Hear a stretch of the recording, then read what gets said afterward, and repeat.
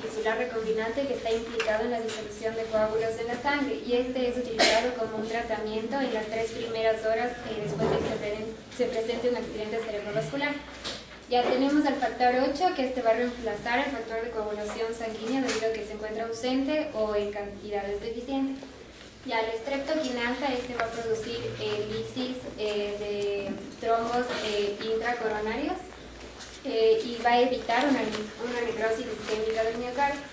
Ya en hormonas encontramos a la eritropoyetina recombinante. Esta va a actuar como neuroprotector y va a inhibir la apoptosis de tejidos hematopoyéticos como no hematopoyéticos. Ya, en antígenos y anticuerpos encontramos anticuerpos monoclonales, principalmente los interferones. Entre estos encontramos al interferón beta, que va a ser una citolina las células SB623 de la médula ósea de un donante. Después de esta cosecha se la introdujo por neurocirugía a la parte de la corteza más cercana a la afección, en 18 pacientes de una muestra de 376, ya que lo que se buscaba en estos pacientes era que ya hayan sufrido una enfermedad cerebrovascular y la función motora esté bastante afectada. En las IPS, la sobreexpresión de los genes de exógenos de las IPS, que es del OT3 y el OT4, el SOT2, el CMYC y el KLF4, buscando, como ya dije, la indiferenciación de las células para formar stem cells, que son células pluripotenciales inducidas, para de igual forma aumentar la cantidad de cuerpos neuronales.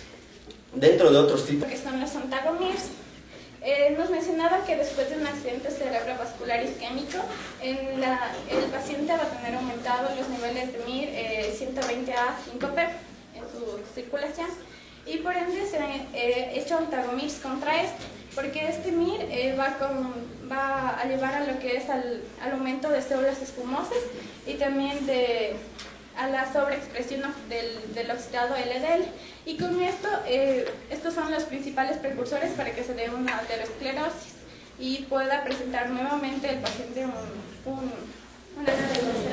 En la emisión de recombinantes sabemos que por medio de la bacteria Escherichia coli logramos obtener una insulina humana que se denomina Mulvo, y que bueno, es un poco más barata de conseguir y mucho más rápido. Ya, también tenemos la leptina recombinante. La leptina recombinante lo que induce es a la reducción de la ingesta energética y permite la regulación metabólica en la supresión del apetito, es decir, no va a permitir que la persona tenga hambre. Las bacterias recombinantes también encontramos la Escherichia coli y la S. cerevisiae, que ya les voy a explicar para qué sirve esta. Los fármacos tenemos la exenatida y liraglutida. La exenatida es una que actúa con la dieta en la diabetes mellitus tipo 2, y esto lo que permite es un vaciamiento rápido del estómago y disminución del apetito. Ya, y la liraglutida, en cambio, se obtuvo gracias a la bacteria que ya les nombré, S. cerevisiae. Por medio de la técnica de ADN recombinante se obtuvo este fármaco. Y lo que permite es, bueno, también actuar junto con la dieta de la diabetes mellitus. Ya, en los alimentos recombinantes tenemos el brócoli, como era la brassica o la Escherichia varitárica, que bueno, lo que va a tener son efectos antidiabéticos y antihiperglucémicos. También tenemos la planta Cardamus tinctorius, que lo que va a obtener esta planta es una gran cantidad de insulina humana en sus semillas. Se va a intentar obtener insulina humana en sus semillas. Y la Arabidopsis thaliana, que también se comprobó que va a tener, con la actividad biológica, se demostró en vivo e in vitro que también puede hacer insulina recombinante. Tenemos varios tipos, entre ellos insulina recombinante. Dentro de esta tenemos una bacteria que es la Escherichia coli, que es un primer productor de insulina. Esto es gracias a una proteína llamada GLP-1. Se dice que este tratamiento llega a durar alrededor de 80 días.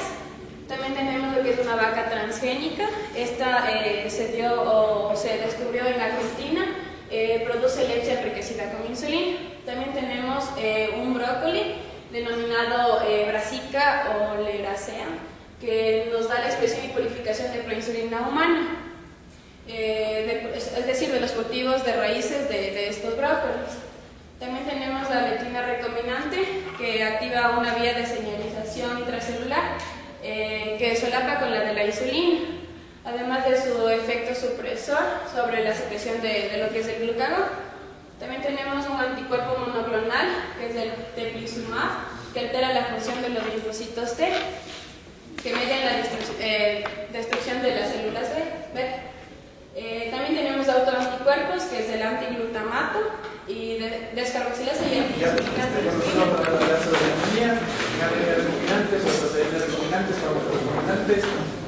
citoquinas antiinflamatorias el factor beta transformante de crecimiento y el gen codificante de la alfa-1 antitesina, obviamente. Los antígenos recombinantes nos basamos en vacunas, en 2 vacunas para la hemófilos, para la fiebre, para el sarampión, contra la influenza. Los anticuerpos recombinantes son los factores de virales de resistencia inmune en los huéspedes. En las hormonas recombinantes de la calcitonina, y los transgénicos son los alimentos ricos en sal que contengan grasas saturadas. Bebidas con cafeína, transferencia nuclear para desarrollar un gen que soporte la fibrosis quística. La estrategia terapéutica es para la protección del tejido sano para evitar la apoptosis autoinmune. En la estrategia terapéutica también para la reparación de las células del intersticio alveolar y los pulmonares, la regeneración del tejido necrótico y sustitución del tejido muerto mediante células madres de defensa. Y modulador del sistema inmune por inhibición de las células proinflamatorias y activación de las células. En lo que es el campo del ADN recombinante, vamos a tener a las citoquinas, como el interferón alfa, la interleuquina 2 y factores estimulantes de colonias. Tenemos que el interferón alfa ayuda al sistema inmune de nuestro cuerpo a responder frente a bacterias, a virus, a cáncer y otras sustancias que lo invaden. Actualmente es utilizado frente al cáncer renal, a la leucemia, tenemos a melanomas malignos y al linfoma folicular como el sarcoma de Kaposi. Tenemos también que la interleuquina 2 induce la actividad biológica de su receptor específico de membrana. Esta interleuquina 2 principalmente se va a encontrar en las células inmunes. Y el factor estimulante de colonias, también conocido como factor de crecimiento hematopoyético, que mediante la producción de la médula ósea de glóbulos rojos, glóbulos blancos y plaquetas circulantes. Tenemos hormonas, a la gastrina con su receptor CCK2. Esta se va a encontrar en las células gástricas epiteliales.